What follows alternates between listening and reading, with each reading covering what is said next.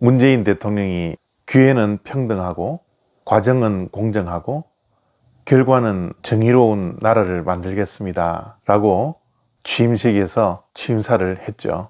그 말을 듣고 많은 사람들이 공감을 하고 큰 호응을 했습니다. 한 나라가 이렇게만 된다면 얼마나 좋은 나라가 되겠습니까? 디모데전서 5장 21절 말씀입니다. 하나님과 그리스도 예수와 택하심을 받은 천사들 앞에서 내가 엄히 명하노니 너는 편견이 없이 이것들을 지켜 아무 일도 불공평하게 하지 말며. 사도 바울이 디모데에게 교회 지도자가 반드시 해야 할 일 가운데 하나를 말씀하고 있습니다. 그것은 모든 일에 공평하게 공정하게 하라는 것입니다. 그러기 위해서 편견을 갖지 말라고 하죠. 편견이라는 것은 편향된 견해입니다. 다시 말씀드리면 한쪽으로 치우친 시각을 가지고 있는 것을 편견이라고 합니다. 저도 그렇겠지만 한국 사람들은 많은 편견을 가지고 있습니다. 특별히 학연이나 지연 때문에 편견을 가질 수밖에 없죠. 요즘은 세대에 따라 편견을 가지고 있죠.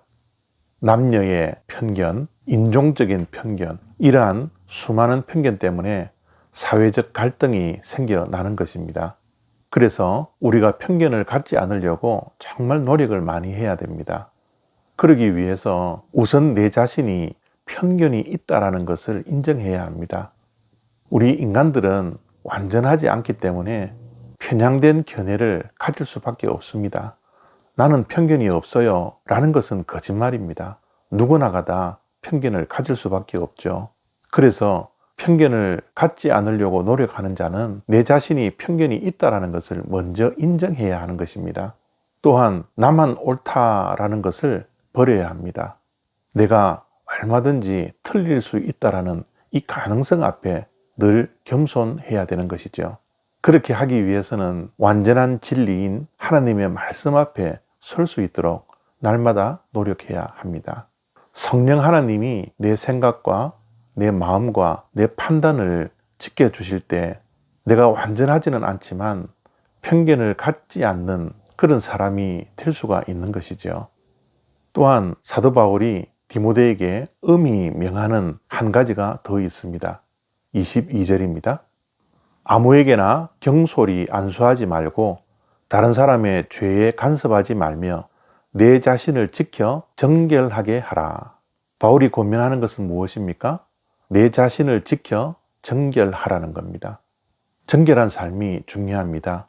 그러기 위해서는 내 자신을 지켜야 합니다. 내 마음을 지켜야 하고요. 내 생각을 지켜야 하고 내 믿음을 지켜야 합니다. 그럴 때 우리는 경솔하지 않을 수 있습니다. 경솔하다라는 것은 신중하지 않다라는 거죠. 신중하지 않다라는 이 급한 마음이 늘 우리를 실수하게 합니다. 무언가를 급하게 경솔하게 충분한 시간을 갖지 못하여 결정하고 판단하여서 우리가 후회하고 낭패 볼 때가 얼마나 많이 있었습니까? 그래서 사도 바울은 자기 자신을 지켜 경솔하지 말 것을 명하고 있는 것입니다. 그리고 자신을 지키기 위해서는 남의 죄를 너무 지나치게 간섭하지 말라는 거죠. 우린 남의 잘못을 쉽게 볼 수 있습니다. 그러나 나의 잘못은 쉽게 볼 수가 없죠. 그래서 남의 죄에 우리는 쉽게 반응하고 또 쉽게 판단하고 쉽게 간섭할 때가 얼마나 많이 있습니까? 그러나 사도 바울은 디모데에게 남의 죄에 대해서 간섭하지 말라고 명하고 있습니다. 그 말은 너 자신부터 먼저 바라보라는 것이죠. 남의 잘못을 보기보다 내 자신을 먼저 볼 수 있는 것은 경건의 훈련을 매일 쌓아야 합니다. 하나님의 말씀 앞에 날마다 서야 하고요. 또 하나님 앞에 무릎 꿇고 기도하며 내 자신을 먼저 볼 수 있는 훈련을 해야 합니다. 그럴 때 우리가 공정해질 수 있고 그렇게 할 때 내 자신을 지켜 정결하게 될 수 있는 것이죠. 세상도 공정을 원합니다. 한 명도 빠지지 않고 다 바라고 있습니다. 교회도 마찬가지죠. 우리 믿는 사람들이 모여 신앙의 공동체를 이룬 교회가 공정해야 합니다. 그러기 위해서 내 자신을 지킬 수 있는 경건 훈련이 되어야 하는 것이죠. 오늘도 이 말씀을 붙들고 나는 얼마만큼 공평한 사람인가? 나는 얼마나 편견을 갖지 않으려고 노력하며 내 자신을 정결케 하기 위해서 얼마나 마음과 생각을 지켜나가는가? 내 자신을 정직하게 살펴볼 수 있는 그런 복된 하루 되시기를 바랍니다. 감사합니다.